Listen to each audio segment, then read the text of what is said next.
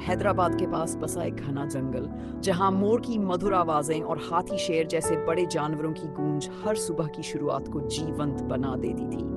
यही जंगल था जहां प्रकृति अपने असली रूप में सांस लेती थी।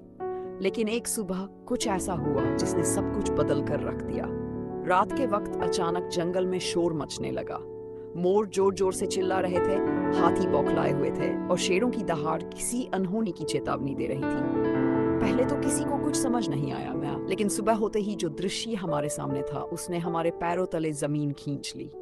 हमने देखा कि जंगल का एक बड़ा हिस्सा उजड़ चुका था। वहां जहां कभी हरियाली थी, अब मिट्टी उड़ रही थी और उस उजड़े मैदान में पड़े थे हजारों मासूम जानवरों के निर्जीव शरीर।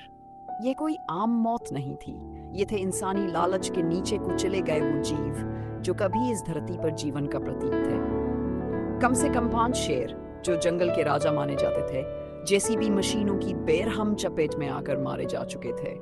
उनकी लाशें इस बात की गवाही दे रही थी कि विकास की अंधी दौड़ में हम क्या खो रहे हैं। इस घटना ने स्थानीय लोगों को हिला कर रख दिया। दुख, गुस्से और भय के साथ लोगों ने विरोध प्रदर्शन शुरू कर दिया। दबाव में आकर अधिकारियों को पेड़ों की कटाई फिलहाल रोकनी पड़ी है। लेकिन सवाल अब भी वही है, क्या हमें जंगल काटने चाहिए?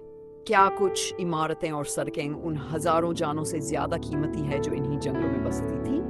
अगर हमने अभी नहीं संभला तो वो दिन दूर नहीं जब ये पृथ्वी सिर्फ इंसानों की नहीं बल्कि खामोश कब्रगाह बन जाएगी। इसलिए आप सभी से निवेदन है, इस कहानी को ज्यादा से ज्यादा लोग पहुंचाएं ताकि जागरूकता फैले और हम अपनी धरती, अपने जंगल और अपने साथी जीवों को बचा सके।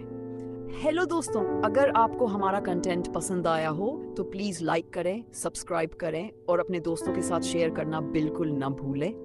आपका एक छोटा सा सपोर्ट हमारे लिए बहुत बड़ी मोटिवेशन है। धन्यवाद।